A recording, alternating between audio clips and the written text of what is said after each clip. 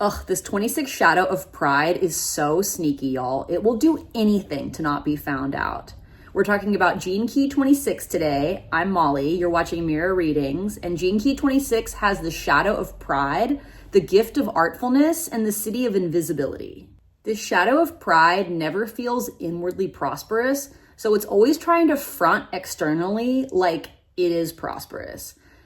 This shadow cannot wait to put blame onto others, okay? It can't wait to never be wrong. And it will trick us into thinking that we're doing the right thing, or that we're really open-hearted when we're not, or that we're taking right action when we know it's wrong, because pride is always trying to cover for itself. It never wants to be found out for what it is, an ego trip that gets us nowhere.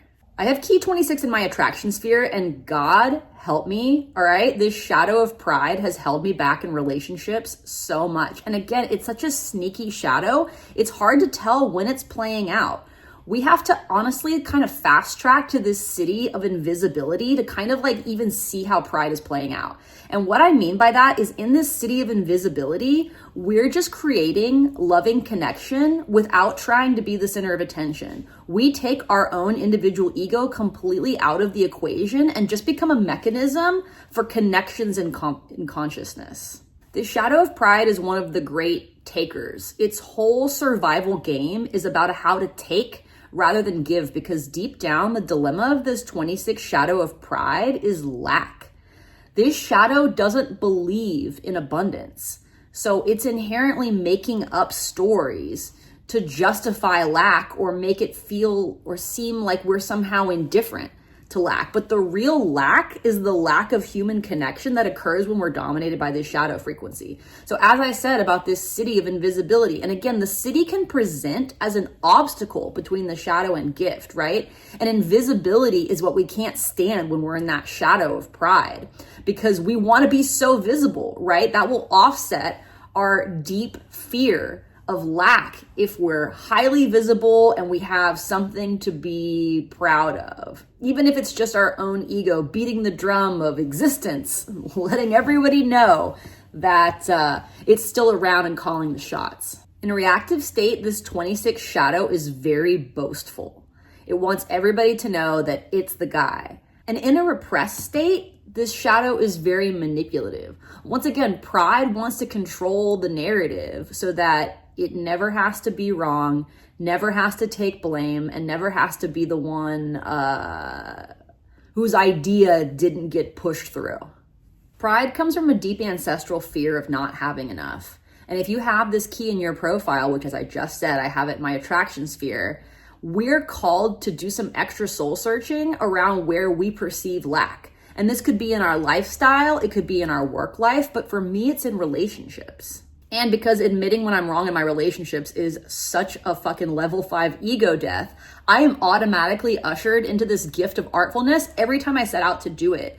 Because my ego wants me to get artful about how I admit that I'm wrong. God forbid I should admit that I'm wrong with absolutely no style, okay? It demands a certain amount of flair and thoughtfulness and consideration of others in how this information is delivered. In the gift of acceptance, all of the brain power we were using to scheme on how to protect ourselves in that shadow of pride gets redirected for how to make the best of any situation in a shared way. This gift of acceptance is creating connections between people, whereas pride is ultimately just siloing ourselves off to protect ourselves from anything that threatens that sense of pride. Artfulness doesn't see a lack of love, it sees an abundance of love. And that gift allows us to redistribute the resources of our love to create shared experience. It's not even about the content of whatever the experience is, it's about being able to make the best of it in a shared way. Artfulness is inherently inclusive. When we're being artful, we're oriented to giving rather than taking. And in this city of invisibility, we totally disappear into the giving. Again, our consciousness just becomes a mechanism for creating connective tissue between other nodes of consciousness. Our ego totally dissolves into that invisibility, which only has one function: to create more opportunities for shared experience of love. Laughter is actually the great gift of this 26th city, because a lot of times when we come together with other people in love with really nothing to say or do, laughter is all there is. It's said that laughter is the echo that the 26th key leaves behind. Our sense of pride becomes divine at the siddhic level, because instead of being proud for how boastful we are, or how manipulative we can be, or whatever the ego identification is in that moment, we become proud of being an invisible agent of love. We become proud of disappearing into whatever acts we're doing to create shared experience. That's Gene Key 26. Thanks for being here. I'm Molly, and you're watching Mirror Readings. If you'd like to get a Gene Keys reading from me, please visit my website, mirrorreadings.com, and subscribe to this channel to save 15% on all my offerings. See y'all next time.